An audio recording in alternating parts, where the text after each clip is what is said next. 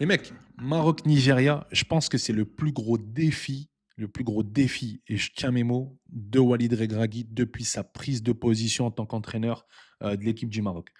C'est vraiment extraordinaire ce que propose Eric Chell. J'ai analysé l'équipe du Nigeria depuis le début de la Coupe d'Afrique et ce qu'elle propose en termes d'animation offensive et défensive. Je vais le partager avec vous, mais je vous dis que si Walid Regragui sort de ça, chapeau à lui. Parce que c'est une difficulté qui se propose et qui est extrême et qui va même au-delà du poste habituel de football. Bref, regardez la vidéo et on va dire ensemble, on va essayer de voir ensemble ce que va proposer Nigeria contre le Maroc. Ici, vous avez le Nigeria en fait dans une position simple, qui est en 4-4 de losange, avec Lookman en pointe haute, et le Maroc en 4-3-3 avec El Ainaoui qui est sur lui une pointe basse, ce qu'on va appeler basse, donc qui amène la sécurité. La difficulté d'un 4-4 de losange, notamment comme le Nigeria, c'est qu'il passe vite dans une position et son animation offensive dans le match en 2-4-2-2, qui va créer entre guillemets un surnombre au milieu de terrain. Il va essayer de submerger le milieu de terrain marocain. Et c'est là que cette structure, en fait, avec deux colonnes vertébrales, va mettre en difficulté Regragui. El Ainaoui sera tiraillé à aller soit sur Lookman, soit sur Onyeka. Le problème, c'est qu'il peut en choisir qu'un. Donc, il force soit Hakimi à rentrer dans l'axe, soit Mazraoui à rentrer dans l'axe pour bloquer un des deux. Forcément. Et même si on reprend la position de départ, qui est le 4-4 de losange, ici, vous voyez que Ndidi est seul. On part du principe que le Maroc attaque et que le Nigeria doit défendre. Le Nigeria passerait donc en 5-3-2, tout simplement parce que c'est sa manière de jouer avec Ndidi qui tomberait en pointe basse. Et on aurait ici Abdé qui, lui, est sur le côté. Il faut savoir que tous les entraîneurs prennent le numéro 6 comme point d'équilibre d'une équipe, sauf le Maroc. Le Maroc travaille par asymétrie. Hakimi monte énormément et c'est Mazraoui qui donne le code de la zone d'équilibre en fait au Maroc. Elle se passe sur ce côté gauche-là. Donc le dos de Hakimi forcément est une cible. Par contre, si Saïbari essaie de couper les interventions nigériennes sur le dos de Hakimi, il laisserait Iwobi dans une position seule.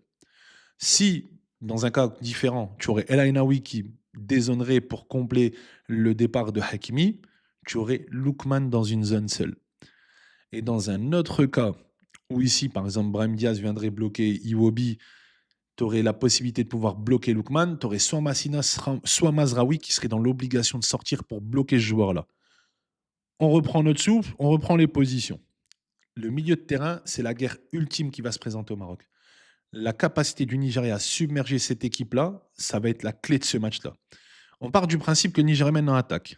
4 attaquants, notamment avec les deux latéraux très hauts, Lookman, Onyeka en milieu, et cette fameuse zone-là que je vous mets en exergue qui est Iwobi Ndidi.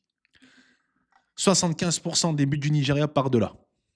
Si vous regardez le match contre l'Algérie, quand Maza perd le ballon, c'est Iwobi qui récupère et qui lance Osimhen de cette zone-là. Si vous regardez le match contre le Mozambique, il y a eu 2 buts qui partent de Iwobi sur Lookman dans cette zone-là, avec le même appel que je vous montre. Pourquoi j'ai mis ces deux carrés ici? La clé du match, elle se passe dans cette zone-là, entre Saïbari et El Ainaoui.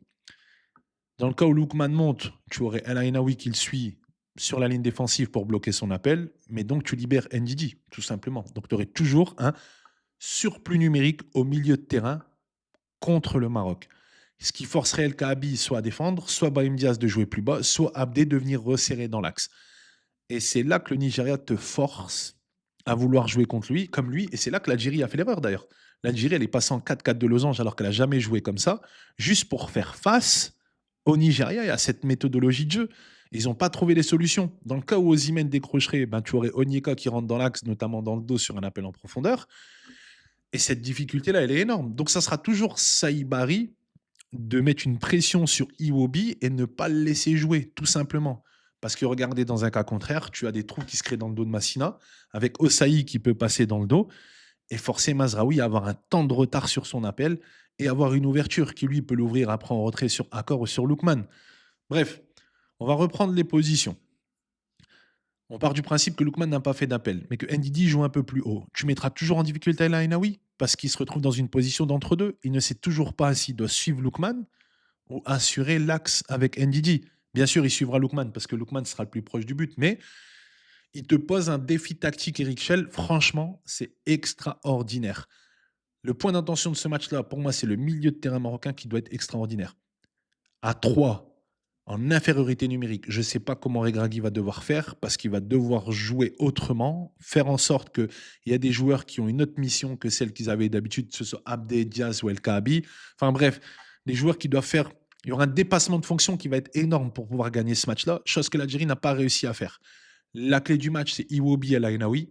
El Ainaoui, son but de ne pas rester, ben, vide et puis Iwobi de trouver des trous. Voilà, tout simplement. Les gars, j'ai partagé avec vous cette tactique-là, juste pour vous montrer comment le Nigeria évolue, comment le Nigeria joue. Puis à vous de me dire ce que vous en pensez en commentaire, hein. Et n'hésitez pas à follow aussi, hein, bande de hataï, hein. Voilà, vous arrêtez pas de suivre des Willow, vous donnez de la force à des gens bizarres. Nous, on est là, on fait du travail concret. Tu vois, on a aidé Walid, tout ça et tout. Vous follow pas. Follow la page YouTube. On commence à arriver petit à petit. Et puis voilà, les gars. Ciao, ciao. À plus.